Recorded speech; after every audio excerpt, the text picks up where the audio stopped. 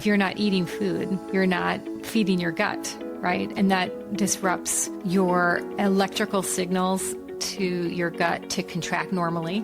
So that can cause that delayed gastric emptying we talked about. And part of the treatment for that is to refeed your gut. You've arrived at the Mental Health Spotlight podcast with therapist Kais. This is going to sound crazy, but put one finger in your belly button. Oh. Your middle finger. In my belly button? In the belly button, the middle finger. Give the camera my finger. Okay. Mm-hmm. And then your middle finger up on your third eye. Oh, I'm already sold. Yeah, and then pull up, like you're pulling up on both. Take a deep breath in through your nose and out through your mouth. And just hold this position until you feel yourself either take a big sigh or yawn. And then the act of yawning and sighing is synonymous with grounding. Oh, so, it works. So that's called hooking up. So That's not what the teenagers call it, Mary. It's not that kind of hooking up. I love that. Very easy. And it worked. I even felt like, because I have so much energy as a human, I felt like just go. Yeah. I was going to joke, usually before I give a presentation or a speech or I have to talk anywhere with lots of people, I'm squeezing and loosening my butt muscles. Yeah. And I really am. I'm just sitting there looking at people and I squeeze, relax, squeeze. And they don't know. And then all of a sudden my body's like, oh, okay. Get up there and talk. That was lovely. I'm going to teach that to my clients. Yeah. Oh, I love that. I just want to sit here with my finger in my belly button. I have a list of 1,000 things that you could do that take less than a minute or two. Yeah. Okay, we're going to have another podcast because you came to me for GI. You graciously came to me, and yet you have a whole nother world of stuff that we're going to have to borrow from. Oh, good. Yeah. I'm excited. This is why I like you. If I can spread the word about any of it, I will. Oh, that was perfect. And I used to say when I would start a podcast, I would try to do a grounding for everyone. But then with all the techniques and virtual, it's hard to do. So thank you for doing that. Sure. And so Mary Alice Dombrowski, did I pronounce it correctly? Mary Alice Dombrowski. Is there an M in there? Yes, Dombrowski. Okay, anytime I write your name anywhere, even on my contact list, I don't have the M in it. Yeah. How did I miss it? I don't know. Snuck Dombrowski. in there, yeah. I like that better. I like the Then you get your ohm in there. Yeah, there's an ohm in there. Go on. Yeah, okay. Well, and you were wonderful enough to come. I've been talking to you for a long time, and I feel like stalking you a little bit. Okay. Because a couple times I was like, oh, I'd love to have her as a guest, and you're so busy and I'm so busy. So the fact that you have this background in GI, and we share clients and talk a lot about what's going on. Can you tell us, I act like I have a studio audience, a little bit about your history. How did you come to do what you do? What do you call what you do? And what do you do? Sure. Well, interestingly, when I graduated from college, it was not with a degree in nursing. It was with a different psychology and biology degree. And then after working in a memory center for a couple of years in Boston, Massachusetts, I met a group of people called nurse practitioners that I didn't know existed. And I thought, wow, what a great field. You're a nurse and you're also functioning at a professional level that can prescribe medications and provide autonomous care. So I ended up going back to school, and I came to Cleveland to go to Case Western. And my alma mater. Good job. Great. And then I have a family nurse practitioner certification, but all of my career has been in pediatrics. Okay. So I'm glad you specified that, because you and I talk about pediatric clients. Right. My first 10 years as a nurse practitioner were in a primary care pediatric office, which I really felt was essential for the foundation that enabled me to then practice in pediatric gastroenterology, which is where I reside now at Rainbow Babies and Children's Hospital.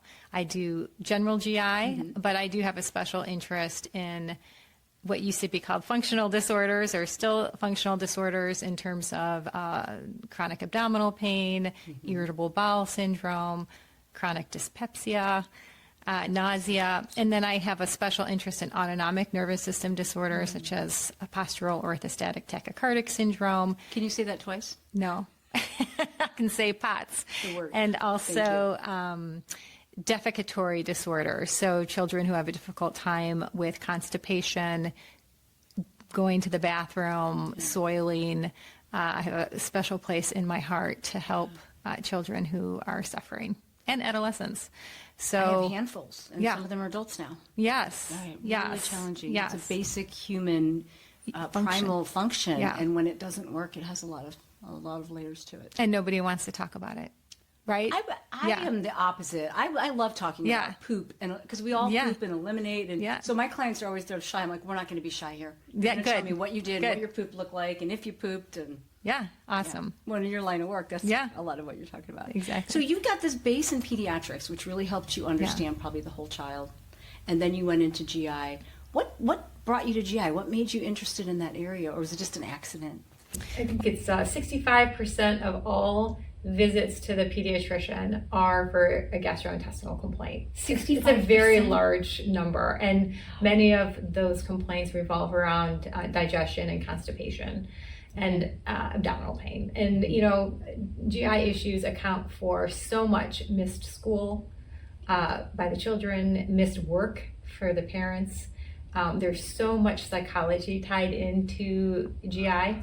And so for me, that just struck a chord, and it's something I've always been very interested in. I know what you do with the clients we share together, and you sometimes have to put on your psychology hat you said you had a background working in psychology too, right, at school? Just my undergraduate degree. Yeah, but that's the background. So I could see you tapping into it a little bit and we're going to talk a lot about these layers, because this is where so we many get layers. So lost in it. So when we say gastrointestinal, what are we talking about for people who maybe are like, is this a GI? What part of the body? Mouth to anus. Okay. And I always tell people your GI system is one big tube. It's like a twisty straw. And it literally starts at your mouth and ends at your bottom. And everything in between is one big tube. So anything along that tube, if there's any dysfunction, it causes symptoms. And that's so a lot of sometimes space. It's a lot of space. Yeah. And sometimes it is, I feel like a detective, where I'm trying to figure out which part is the problem. And of course, as you know, so many other parts of the body feed into the digestive system. So there's so many different organ systems as well. I wouldn't want your job. It's to me, even when someone mentions GI, and we'll talk about the difference in eating disorders and GI, but it feels a little bit anomalous, like you just said, let's figure this out. And I'm sure you have more of a rubric that you use to go down, but like this could be anything. Yeah. And not just in that beautiful cord you described, the tube, there's all this other stuff. Yeah. There's rarely any quick fix. Usually it's a process, at least by the time they get to me. Be very complicated. That would be good for people to So know. we might know what it is, but it might take a little time to get it back into the groove it's supposed to be in. Yeah, and there's so many other factors to consider in terms of the environment that the person's living in, the type of resources that they have. Okay. Yeah, that's a whole nother thing. You might have suggestions, and somebody may or may not have the ability, capacity, access to make that happen. Yeah. This is going to be good. We're going to need forever for this. We could divide this into a 10-part series. I mean, really, there's so much to unpack. How we can just, and that's what I'm thinking. I'm thinking, how do we just really hit on the poignant areas? Because this could go into so many little arms and legs. I guess maybe just for anyone, this doesn't just have to revolve around disordered eating. How does someone know when they need to see a specialist? So, and let me also clarify, a specialist could be you, which is an NP specialty in GI. Yeah. Who are the other people that would be like you, and then how would they know when to access that help? Yeah. I asked you too, sorry. No, that's okay. And I think that, having worked in general pediatrics, I think that if you're not achieving some type of improvement or resolution, and symptoms have been going on for more than 2 months, it's time to see a specialist. Okay. So it's not changing, and it's been over 2 months. Whatever you're doing probably isn't effective. Right. And who would those specialty people be if they don't, if they're looking in their provider resource and insurance or whatever? I guess it would depend on what specific complaints they were having. Is that what you mean? Yeah. Like, how would they know even where to start? Do they ask the pediatrician to refer them? Is that a good starting point? Yeah, I think always starting with the pediatrician, because the pediatrician, again, they're dealing with, the majority of their patients are coming in with GI complaints, right? Gastrointestinal complaints. So they're well-versed, very educated, and I think 90% of what they see usually can be treated within that 2-month period of time. Okay. But if symptoms aren't improving or they're getting worse, then I do think that a referral is warranted. Or we have a whole list of what we call red flag symptoms, We're gonna talk about yes, that would probably warrant sooner referral. Okay. And then family history, of course, if there's a family history of gastrointestinal disorders, they're going to get a referral sooner than later. Okay. And then, if there is a clear-cut emotional, behavioral component, which again, many layers, very hard to discern. You might consider starting with psychology support versus going right to a gastrointestinal provider. But I believe if I had my dream come true, I truly believe that all children and adults, but we'll talk about kids, all children of any age should have a primary care provider and a primary mental health care provider. And I think well visits once a year and a mental health well visit once a year. I think it's so important. I'm not sure, insurance or just resources. I'm not sure why, but if I had a dream come true, that would be it, because they're so interconnected. Our mind and body are not separate. So That's why I put gut brain there later. Gut brain, yeah, yeah. guys, I know. So Beautiful dream. Maybe part of this is because our society thinks it's okay to be sick and not okay to have an emotional or mental health challenge sometimes. Correct. It's okay to see your pediatrician. Tell your friend, I was at the pediatrician. And I do see that changing in young people, as I'm sure you do. Yeah. But I love your idea. And for people listening who have insurance and you can get mental health, at least meet a person for just a quick little chat with your young person. Yeah, and I think learning the tools. I was fortunate enough to have parents who very early on taught me some mental health skills, guided imagery, how to fall asleep at night. My mother was a nurse, and in the 70s, she taught me a little bit about energy work, and the the nursing was different in the 70s than it is now, of course. But I always felt very fortunate that I learned those skills that I still use today. And I would hope that children have the opportunity to learn those skills. So if nothing else, just to learn coping skills. Because for some reason, we think kids should just know how to regulate themselves. Or tolerate discomfort without release. And no one's teaching that Like, on a regular basis. Some people are. Yeah. Calm down. And kids are like, what does that mean? Yeah, I don't know what that means. I don't have the tummy trick with the forehead and the third eye. And a great point. And you were very fortunate to get that, because I'm a 70s kid. There was none of that. You don't like it, too bad. Right. Too bad. But even that comment, you did also learn how you learned how to deal with disappointment. Figured it out. You figured it out. And figured it out. I think that, in those times too, we spent a lot more time outdoors, and nature all by itself is therapeutic. So, Can you come into my sessions and do your little thing and talk to my clients? And they'll see it's not just me that says, just go outside. Yeah. We do a conference call with my team, my clinical team here. And this morning we were talking about nature therapy. Yeah. And we're like, let's do more. Let's meet people out. And I'm so connected with many of the things you're saying that aren't even about the gut right now. We're not even there. But I can tell when you meet people, and maybe this is because you're an NP, I don't want to make judgments on different backgrounds. You see the whole person. Yeah. There's no way someone comes in and you're not assessing maybe their energy. Because you were saying you did this for years, energy healing. You probably just see them as not just a kid with a stomach ache. Absolutely not. Yes. And not just the child, but I also get to meet the parent. And there's always a dynamic there. Yes. Sometimes good, sometimes troublesome, but there's always some dynamic there that's happening. Yeah. And that's very telling as well. Is that your nursing experience, do you think? Or do you think there are also MDs in GI and higher up that are also doing that? I think there are MDs that are doing that, and I think there's nurse practitioners that aren't. I think there's many healthcare professionals that really tap into, the holistic aspect of the person. And I've met many doctors and nurses and nurse practitioners. Yeah. I just don't know how you do it without it. I think it'd be hard not to.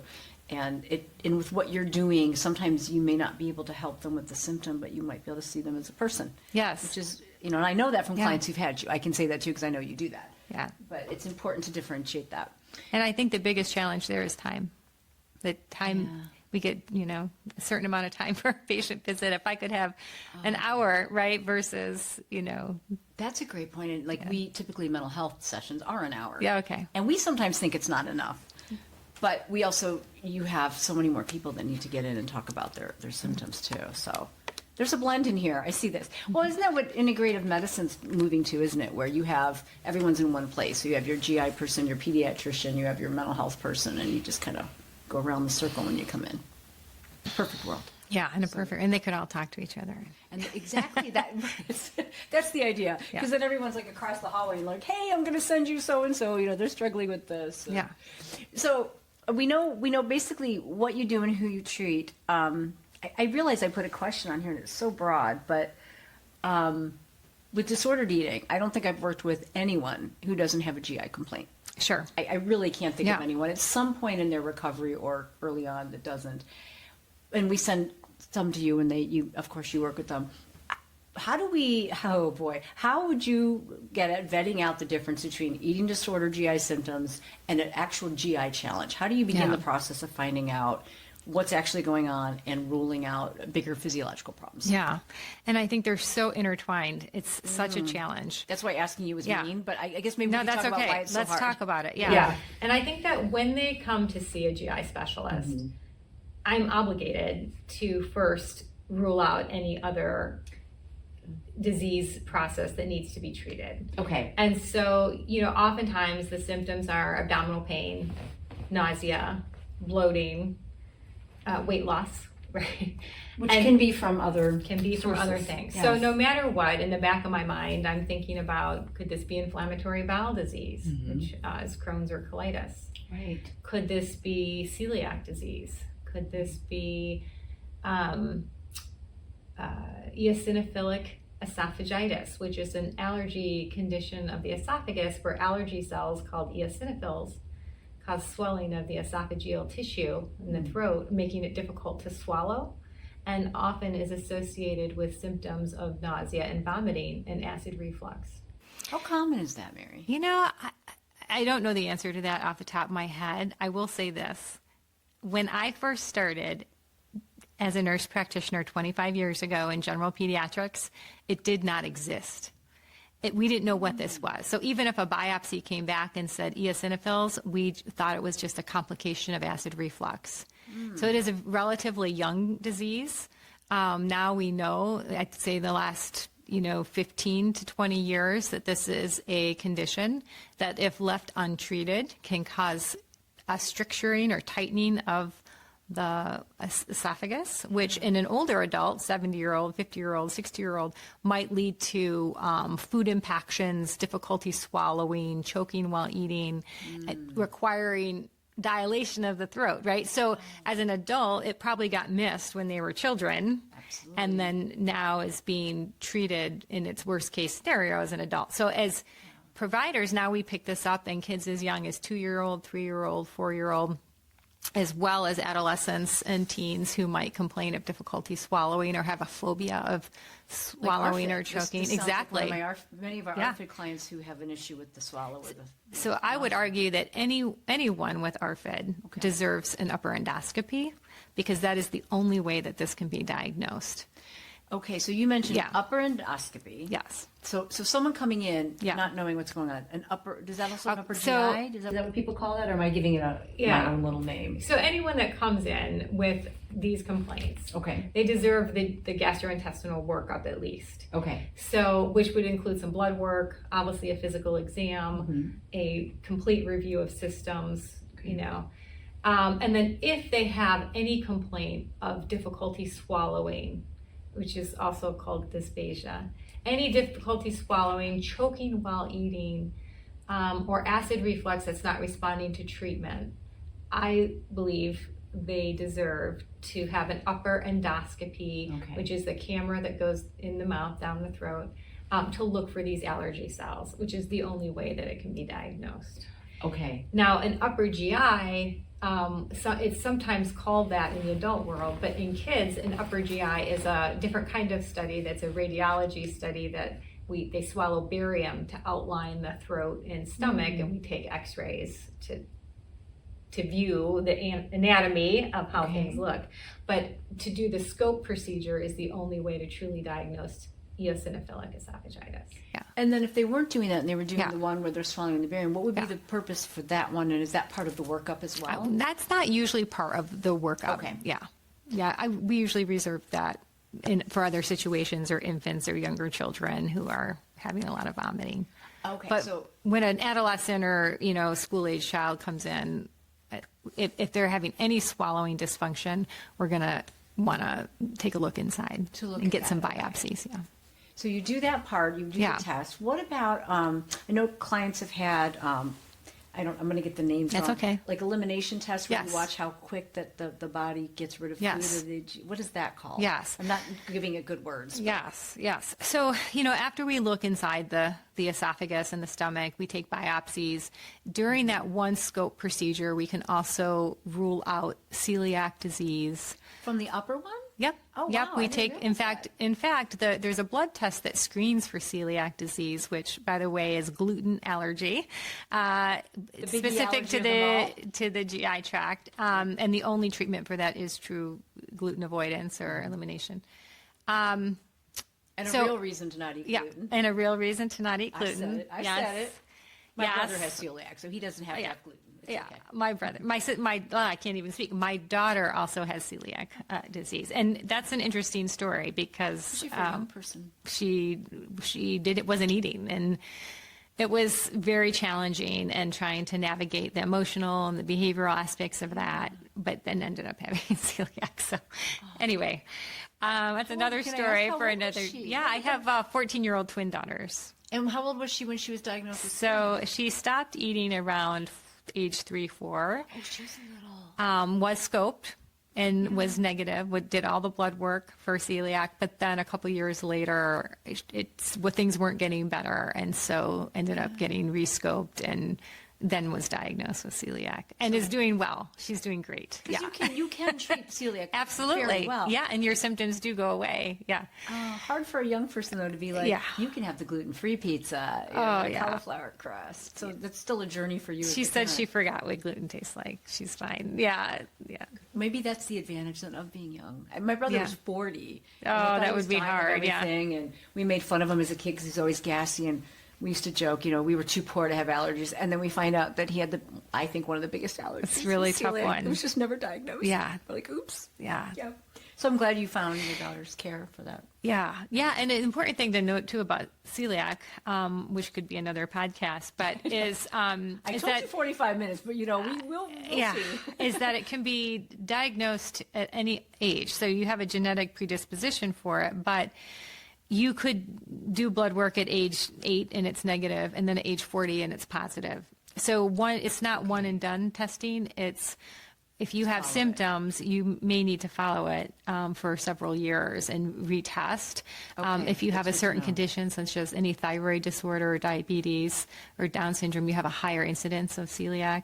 So there are certain conditions that the genetic switch could get turned on at any time. Well, and for people that test their genetics, that's something I do on the side, is there is a marker on that for celiac. Yeah. But that still doesn't tell you it just means your propensity. It gives for you it. a risk, right? But you could go your whole life and be fine. So we never eliminate gluten based on that test result, only if they have confirmed biopsy of having celiac disease. Perfect. And then you have to, because it's so dangerous. Correct. So getting to that, we were talking about when you would use a movement elimination test. So once we do that study, then, if the complaints of they're feeling very nauseous, feeling like they get full very easily, vomiting that's unexplained, then we will often order something called a gastric emptying study. That's what it is. Which is also it's a nuclear medicine study or, a radiology study where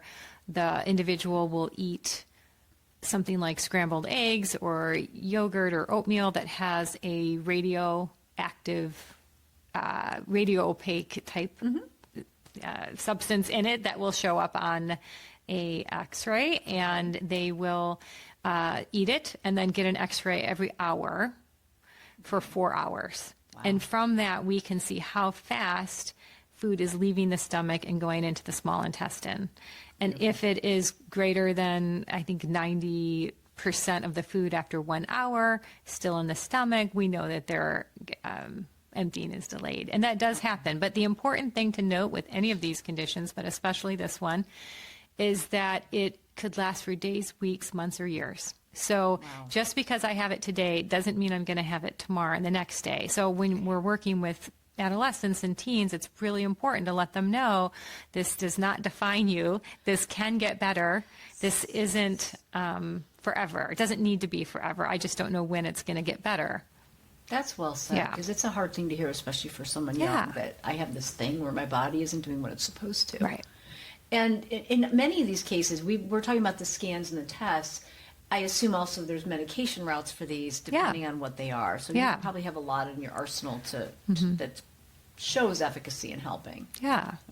Yeah, and it's so hard because with gastric emptying, it's we know that if you have an disordered eating, that can make gastric emptying worse for a variety of reasons. And then if you have delayed gastric emptying, of course, you have a higher propensity for developing disordered eating, and it's that horrible cycle that's very difficult to break. I'm really glad you said that, because for a lot of people who have a predisposition for an eating disorder, a GI event, a story of GI, a story of a food allergy, that increases their risk. And I'm glad you said that, because they're set up already, and then they're set up again when their system's already misbehaving. Yeah. And making them, for whatever reason, not want to eat. Right. And then, of course, that can roll into something else. Right. Is that gastroparesis, or is that a separate thing? No, that is gastroparesis. It is gastroparesis. Yeah, I want to paralyzed stomach, although it's not usually completely paralyzed, but yes, emptying slow. So interesting. I had a woman, one of my first clients here ever, and she came to me at being told she was anorexic, and I think she was 50 and maybe 68 pounds, and then she went to the hospital. So everyone said she was anorexic. And I met her and I worked with her, and it turns out after everything came out of the wash and all the work, everything, she had gastroparesis so badly, and she didn't want to lose weight. She didn't have any of the anorexic tendencies, but no one would believe her because she had lost weight so dramatically. Yeah. And after working with her for quite a while, she had some other challenges, but it wasn't an eating disorder. It was really interesting. Yeah. Yes.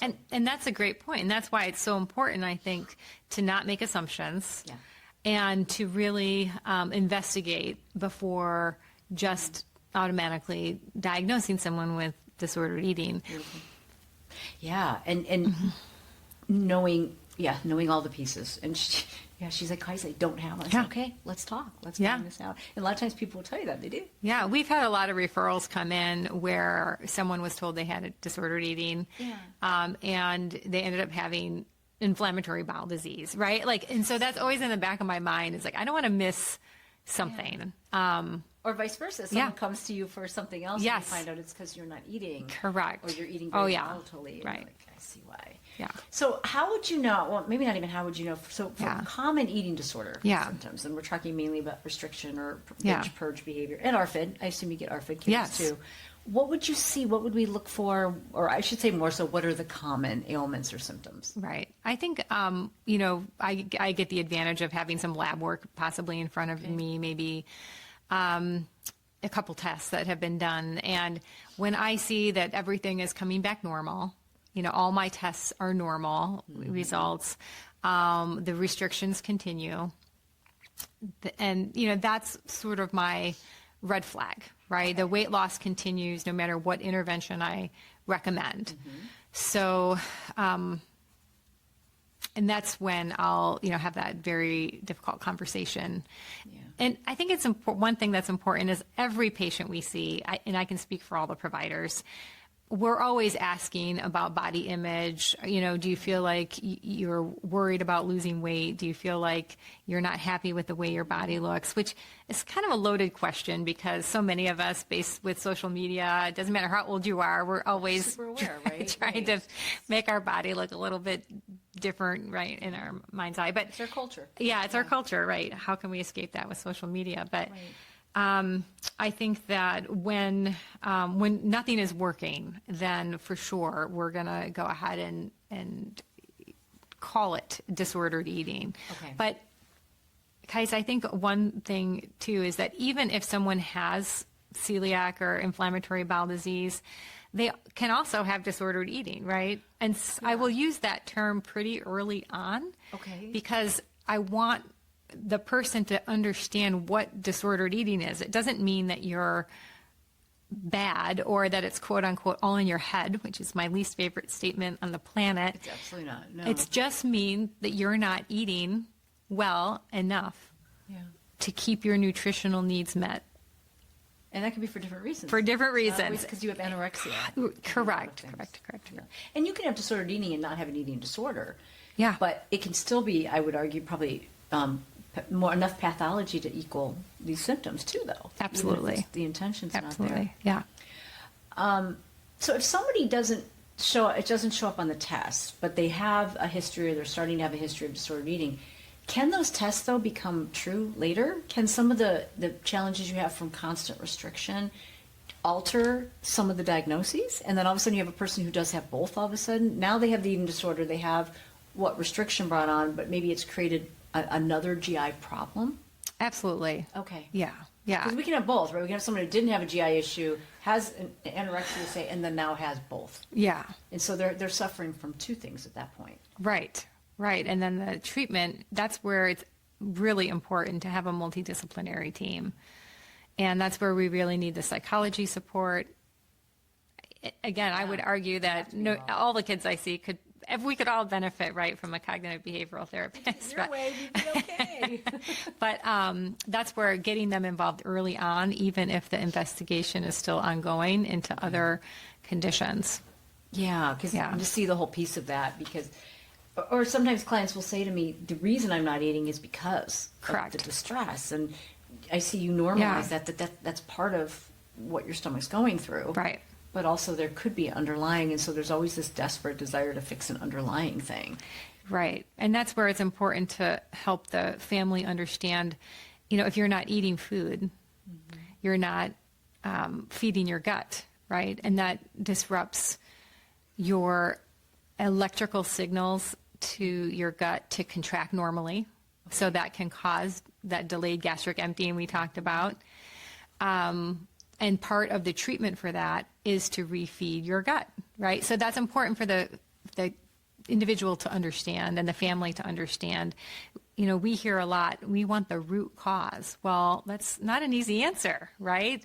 And so while we're trying to figure out any root cause, we have to engage with some type of treatment. And the treatment is to eat, right? And so even though it's uncomfortable, we know that it's affecting the stomach. We talked about the contractility of the stomach, like how it's emptying. And then if you haven't been eating for a while, of course, putting any type of food in there is going to distend the stomach, and that's going to be very uncomfortable. Doesn't the stomach prepare? Yeah. I say this to my clients, and I might be out of my league when I do that, but I believe there's also a preparation the stomach has when it anticipates food. Or it used to. Absolutely. So whatever it is, pH, enzymes, and then they just get all confused, and then you have higher acidity. And Yeah, no, and that's a great point is, if we're just talking about the stomach, whenever we anticipate eating, we start to release chemicals that tell our gut to release acid into the stomach, hydrochloric acid, right? And that's why, and there's a couple different receptors on the gut cells that get activated either by the smell of food, by thinking about food, or even by, there's one that comes from the brain that's activated by maybe some stress, right? And that's why if we have to maybe we have to stand up in class or give a lecture, like we start to feel a little nauseous, our stomach starts to rumble, right? Yeah, Because it's butterflies. activating, those types of things, and we're releasing more acid into the stomach. Well, if you have lots of acid and no food, you're going to have a higher incidence of developing an ulcer, right? Or gastritis, which is irritation of the gut. Then you're going to have maybe some acid reflux. And then that your stomach is like a steel drum, right? It can handle lots of acid, but your esophagus is like a rose petal. So if you have acid splashing on your esophagus, and over time, that's so painful, right? So you're absolutely right. So having an empty stomach definitely can cause problems in the stomach that then lead to other GI conditions, ulcers, reflux, gastritis. And is that where the bloating and the gas comes from too? Is that the stomach just can't prepare and know what to do? Yeah, I think partly that, but then also in the bloating is usually happening in the small intestine, right? So we go from the throat to the stomach, and then food empties into the small intestine. And that's where a lot of our gut microbiome lives. The good stuff, right? The good stuff, right? And so,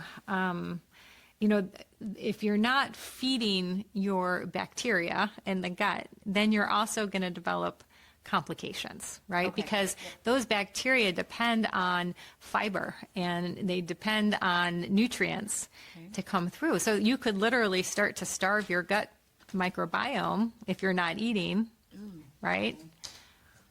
And then this is where it gets really interesting, is if your gut microbiome isn't functioning, it actually starts to affect your serotonin levels There's your gut in the brain. gut, because 95% of the serotonin is produced in the gut. And those are our feel-good chemicals, right? And so then you start to have more pain, more abdominal discomfort, more bloating. Your motility slows down. And so if your gut's not moving very well, things get stuck, things get sluggish. Yes. And the bacteria release a lot of gas. And then that gas causes bloating, right? And then you're more uncomfortable, so you eat less. And so just that gut microbiome affects the motility. And then guess what happens? You get constipated. And you don't feel good because your serotonin's low. Yeah. And then those mechanical changes happen where your colon starts to get stretched, with stool and gas, your rectum, where you hold your poop before you go to the bathroom, starts to get stretched, which makes it more difficult to go. Right. And then that becomes painful. And so then you don't want to, there's so many, you don't there's wanna eat like, 'cause you're yes, constipated. you feel terrible. And and those are all legitimate gastrointestinal conditions that we treat every single day. Now, we see lots of kids who have those symptoms and those complaints and those conditions who don't have any eating disorder. But if you have an eating disorder and you have those complaints, we can't ignore that. And we have to offer treatment, right? Yeah, so it can come from other places, but when you have an eating disorder, that is a huge mitigator. Correct. But some of these other young people struggling could be a different reason, that their body isn't balancing. Right. Right. Or their body is processing nutrition in a different way. Right. Yeah, the gut brain and and now that's very on trend, isn't it? I know you see it Yes. everywhere and you're like, yes, I'm so I know. glad though. I'm so glad, because before people would just be told, oh, this is a psychology problem. Right. And it's not. It's a whole body problem. And I think that I love the new term, disorder of the gut-brain interaction, DGBI for short, because it really gets to that holistic approach. Yeah, and it took I guess that's the whole mind-matter, mind-body connection. Yeah. We're finally being honest about the fact Yes. that they do connect. But we still need a you and an I. Yeah. Because I certainly can't help clients find the medical approaches to their care. Yeah. And you can't spend an hour Correct. helping them to deal with their anxiety and their distress and their food Yeah. narratives too. Yeah. So it needs quite a team. Yeah. To address a gut. It's so elusive at times. Yeah. And I think it's really important to identify the individual person and where they're coming from. And this really is not a one-size-fits-all approach, right? Right. Like you see 10 different people, you have to treat them 10 different ways. Right. Because of what they can handle, what their family can handle, the resources they have, the culture they come from, the environment that they're in. There's so many factors. Some schools are really helpful with kids who have disordered eating, and some schools don't want anything to do with it, right? So One or the other. And same with families and parents. And I really think that if we had a team that could work together and approach it holistically, then that's the best option. And I think with the clients we've shared and clients Yeah. I've had, they feel more protected. Yeah. when they know you have a team. Like we have a shared client right now. We're talking about Yeah. a shared client. Yeah. And I told her I'd see you today. And she's like, oh, ask her that thing. And, Yeah. and so we're always like, did you tell Mary Alice? Did you talk to Mary Alice? And it's like that back and forth because I can't help her. We get to this point, I'm like, I don't know what else. We need a medical view of this as well. Yeah. Hers being very complicated. Yeah. Because in her case and in many clients, they have pre-existing Yes. also. That's a really good point. And we spend so much time going, is this your pre-existing? Is this some food challenges? Is this some of your anxiety? Like, we just are constantly trying to vet those out. It's really hard. Yeah. Yeah. Yeah. And you brought up food challenges a little bit. If you want to talk about that briefly, Yes, please. I do think that, we make enzymes that break down food in our body, right? The most common one that we all know about is lactase. It breaks down lactose, which is the sugar in milk. And when you're not feeding your gut appropriately, or when you're going through a period of stress, or you have an illness, or you're on an antibiotic, sometimes those enzymes can get disrupted. So one example I use a lot is that sometimes we develop temporary intolerances to food, right? Lactose intolerance being a common one. Yeah. And I think it's okay to talk about food intolerances, but then we also have to offer something, right? These are your choices. You can use an enzyme to artificially break down the, milk sugars, right, called lactate. Like lactate is yeah. that, We have to be able to say you can still eat that or drink that, but let's see if we can help you with your symptom control. Because nice. one thing that's always scary for me as a GI provider is especially when people have eating disorders, I'm so afraid to restrict anything, right? I don't want to say Abstinence from something. don't eat that, right? Because I don't want to have further restrictions or have someone perseverate on a food restriction. Exactly. But at the same time, sometimes I think it might offer some relief, right? It's tough. It's so tough. Yeah. So I try to keep the word temporary that helps. Though. in the paragraph, right? Because, let's try this for 2 weeks. And if it's helping your symptoms and you can eat more, then fine, let's do it, right? Yeah. But if after 2 weeks you don't really notice, or 4 weeks you don't notice much improvement, then let's, put it back in. Or let's say you do notice some improvement, then great, we'll keep your symptoms under control and then slowly try to reintegrate whatever it is back into your diet. And I like to use temporary because that, with disordered eating, the flexible brain is a very good brain to have. It is the hard one to keep. And so that is a flexibility there. You're not saying black and white. You can't have this. You're saying let's be curious and give it a couple weeks and see what happens. Yeah. And we need that as clinicians on our end. We need our clients to have flexible brains from their doctors. Yeah. Because black and whites are really scary. Yeah. Unless they have celiac. That's the one exception. Yeah. And there's And you absolutely might even have zero. a little tolerance to it, but probably not very much. Yeah, but there's yeah. a few. Yeah, and I hear that. So I'm gonna ask you that. I'm going there. It's not on my piece of paper. Oh, that's okay. Yeah. I hear so often I can't have gluten. Yeah. I don't respond well to gluten. Yeah. Oh, dairy affects me. And Yeah. I think people truly are having some kind of an experience with that. Where is the medical validity to that? If you don't have celiac, if you don't have a diagnosed dairy allergy. Yeah. Are there some bodies that may actually have Yes, activity? I really think so. I really think that there are, the two biggest ones that I see in the office are cow's milk protein intolerance. What is it called? Cow's milk protein intolerance, or non-celiac gluten intolerance. And it can come in many forms, most often GI distress, abdominal pain, sometimes nausea, once in a while vomiting. Sometimes it can be a trigger for cyclic vomiting syndrome or migraine, and rashes. Sometimes there's some respiratory extra congestion, maybe even a little bit of asthma. But the important thing to note with those intolerances is that they're not allergies. They're not true allergies mediated by what we call the IgE pathway, which is the pathway that we can test for in the blood, or we can look for with scratch testing, patch testing. So all those tests will be negative. But sometimes I'll see someone and they'll have an intolerance to dairy or gluten. The difference, though, is that if they don't have an eating disorder, right, they're not losing weight.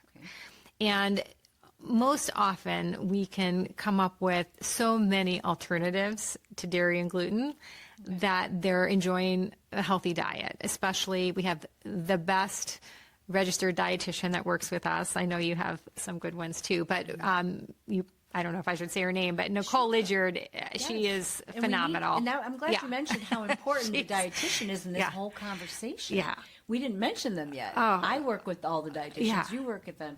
There's our team, another layer. Oh, probably the most important person on the team, right? I usually stop my words and I say, Yeah. okay, the rest is for the dietitian because I'm way out of my Yeah. lane here. But She's phenomenal. Beautiful. But anyway, if you work with a family and they have an intolerance and they're willing to try all the alternative foods and they can maintain their weight, and they feel better, I think it's totally fine, right? Okay. I really think that they can be on a dairy-free, gluten-free diet, and then say at some point you might want to try reintegrating these foods back into your diet and see if you feel better. If you can tolerate maybe 1 serving a day or 1.5 servings a day. But if they're avoiding, restricting, and there's no alternative, there's nothing they can eat, they refuse to try other things, right? That's where those red flags come in, we kind of alluded to earlier. Yes. And I really, they need to see some other person or clinic or resource to help them. so in Yeah. those situations, Yeah. the avoidance might be they want to avoid starch and grain as a general thing, not necessarily gluten. Meaning Yeah. They want less calories. or Yes, they're afraid of carbohydrates. yes. And sometimes we do have that with clients, and other times I've had clients where no matter what, and they maintain their weight, no matter what they're able to nutritionally rehabilitate, they're still complaining of symptoms. Yeah. I'm like, well, maybe, and this is where it gets hard. I think the eating disorder world wants to say we call BS, and I like that you're sharing. That may not be true. I know a lot of eating disorder residential treatments are like, no, unless you have a diagnosed, intolerance. And then if you have someone trying to get food back in their body and they're constantly having GI disruption, Yeah. that's hard. I guess it's that flexible brain. Like, are they willing to try alternatives?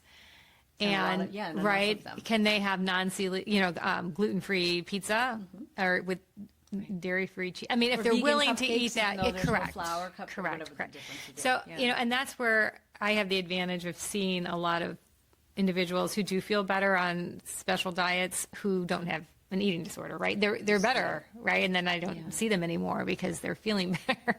But It's good to know. And it does exist, but I understand, right? like everything, right? Yeah. Just what you said it so well at the beginning. We have to look at the whole person, and then we can start to see what pieces could be and the disordered or family, not. because there's a lot of parents who have intolerances and those, valid and invalid. get Like all of us. projected right, like onto the kids. Absolutely, because they don't know either. A lot Yeah. of parents are doing the best they can, and Right. sometimes it doesn't fit what their child needs. Yeah. Now, if someone is out there and they have, whether it's their pediatrician or GI doctor, are there certain things they should make sure that their provider's asking? Like, are there a couple things that you would want to make sure is in their care picture that they know they're getting good care? Like, you're giving very solid, full care. What are a few things that you would want them to hear or to make sure that they're being asked or looking into? That and I'm sorry, you mean that if the individual goes to their healthcare provider? Yeah. If they're talking about their GA, what are questions that they would Oh. expect to hear? And if they don't, maybe they need to bring it up, or they need to make sure the person's hearing them. Yeah. Like, as a whole person is what I'm getting at. Yeah. I guess, if someone's having GI complaints, I'd really want them to be able to make sure someone asks them about their emotions and their mood and how they feel, because there is such a strong correlation. We talked a little bit about brain gut. Again, that could be a whole podcast, right? So that's important. And I think, the more education that we can give individuals, like, this is normal to have stomach upset when you're feeling anxiety or nervousness. And it's normal to be anxious sometimes. Like, that's normal. being human. That's human, Hello, right? human. And I think that making sure that their provider is asking those kinds of questions. Okay. And then also there's a strong correlation between headache and poor sleep with GI symptoms. So I'd want to make sure that their provider was asking them, are you having headaches? Are you having poor sleep? Are you up on your electronics all night? Good question. Right, because those are so important. And then we're going to come back to our registered dietitian, but nutrition. Yeah. So, but looking at all those pieces should be part of a visit that somebody has. I think so. I think if you're going for a GI complaint, we should at least, have the person be doing what's called a review of system. Okay. And that means they're asking about each body system, neurologic, respiratory, heart rate, And mental health. muscles, right? Because all of those things can affect the GI system. And if they're going for a well visit, then absolutely all those body parts should be asked It about. should be. So it's trying to get holistic care, typically with a multidisciplinary or interdisciplinary team, whoever you have, and covering all those pieces. Being patient, because it's not going to be quick. Having a flexible mind. Yeah. And trying the things that are offered to you and kind of seeing. And So that's a little normalizing bit. the importance of mental health care. Normalize it. Oh, as a whole Yeah. world. I do feel it's getting better. Like most of my teenage, and you have teenagers, I have teenagers, Yeah. but my clients too are teenagers, just kind of like, yeah, I don't care. All my friends have therapists. Yeah. Yeah, but I don't know that the world at large is being quite as open, especially that aren't our younger people. Yeah. For people listening who may or may not have GI issues, and this is Yeah. one of those questions you probably get sick of being asked, but are there some nice preventive things for people to do? Just anyone, whether Yeah. you have disordered eating or not. Yeah. What makes our guts happy? Our guts are happy when we're eating a well-balanced diet, heavy on fruits and vegetables. I think that I see at least 16 patients in a clinic day. That's my clinic day. Ooh, that's a long day. I ask every single person if they eat fruits and vegetables. Now, granted, I'm in GI world, right? But I ask every single person, and at least half do not eat any fruit or vegetable. At least half, every time. And I think that they're coming to see me for a reason, right? Like, I think that's a big part of the problem because there's no fiber, there's a lack of nutrients, right? Solubility, yeah. And ARFID kiddos don't usually eat fruits and vegetables. Correct. It tends to be a very sensory, Yeah. displeasing foods. And, remember, it's those fruit and vegetables that feed the gut, that increase the serotonin, that make us feel better, right? So decrease anxiety, decrease depression. Like, our gut needs that type of food and wants it. So I would say making sure that we insist on fruits and vegetables, at least one serving every single day of Yeah, each. at least one, right? At least For one. young people, Yeah, yeah. ideally 3 to 5, I right? chase my kids with something. Yeah. They've been Yeah. going all day. I'm like, how about a little bowl of strawberries? And that, and hydration, right? We need, roughly half our body weight in fluid. Is a really important. Exercise is really important to the gut. There's a lot of athletes that I see that are having more symptoms in their off season because their body is used to the endorphins that they produce, during their season. So movement can be a good thing as long as it's paired with nutrition. Correct. It's not a Right. problem. Right. Just right. feed it. Feed those muscles. Exactly. And then good sleep. Yeah. Sleep, that's the best. movement, nutrition, and then learning the skills that you need for coping on a day-to-day basis. It sounds like a beautiful plan. Yeah. And common sense plan, a plan that's probably been around these points have been around forever, but we just still as a society don't seem to hit them all. It's hard to do. We should know sleep. It's hard is to do it. primary. Yeah, so important. It is. But for our young people, you work with pediatrics. I have a lot of young clients to instill this in them and help them practice these. I think that's really helpful. Great. And I love your focus on the mental health side. I love that you're such a advocate for that and know how important that is. That's something that we need too. Yes. Folks like you that are not willing, but that use the same language and promote it. Yeah. Normalize it. Yeah, normalize it. Normalize it. And have insurance coverage for it and make it accessible so that everyone can get access to care. You were talking no about, matter where you live. And there are a lot of online options now, which are better than, not being able to get any care. So that's been great. There's a lot of integrative health care, techniques that are covered. Some insurances, my insurance company actually does cover, I think 5 or 6 acupuncture sessions per year. So there are a lot of anything? things. Does it have to be for pain management, or could I it don't just think so. because Yeah. you just want to I mean, unsheath this it? just probably has to be some symptom. I'm sure we all have a symptom. Headache. I don't know, right? have a headache. But And we're talking about the whole picture, aren't we? We went from starting with our tummies and our bodies, and then moving all the way down back into the mental health realm. One quick piece of advice that you'd give anyone dealing with GI challenges. That's a biggie, but what's something they should keep in their heads when they're trying to manage their GI symptoms? I think that ask for help, and that having GI problems at some point in your life, I think is common, and address it. And, if what someone is recommending to you, take it with a grain of salt, even if it's me. And if it doesn't sit right with you, ask 10 more questions, right? Because It's not one size fits all. It's very complicated, but it is not normal to have your activities affected by GI complaints. So if you're not getting to school and you're not getting to work, you're not spending time with friends, and you're not sleeping, you need some help. And please ask for it. Yeah. And I like what you said. Even if you don't have to buy everything you hear. Yeah. I want young people to scrutinize, but try stuff too, though. Yes. Stuff to try, as long as it's not going to cause you harm. Yeah. Like the thing you showed me, that's not going to harm anyone to learn how to ground or to learn some periphery skills too. Yeah. And the coping. Yeah. I love that. Is there a word for your journey as an NP in GI? Do you have a word to define it or to describe it? Well, my journey is ongoing, and my career goal, my legacy that I hope to leave behind someday, is how truly important it is to integrate Western medicine, Eastern medicine, integrative medicine, whatever we want to call it, the mind-body holistic care. My dream would be that in one visit, you can get multiple perspectives, that you don't have to choose. It's integrated, it's both all at once. If I'm going to treat your reflux, I want to make sure that we might use a medication, but we're also going to learn some techniques that will decrease acid reflux, like diaphragmatic breathing. Yes. And then we're also going to get our registered dietitian involved so that she can recommend foods that work best with your body to decrease the likelihood of acid reflux, right? We need all of it. Yeah. It can't just be one or the other. It truly has to be integrative. I always feel like we wait until we're desperate to do integrative medicine. Right. But like, why aren't we doing that in kindergarten, right? Why aren't we teaching our kids that at school so that we can truly have a healthcare system and not a sick care system?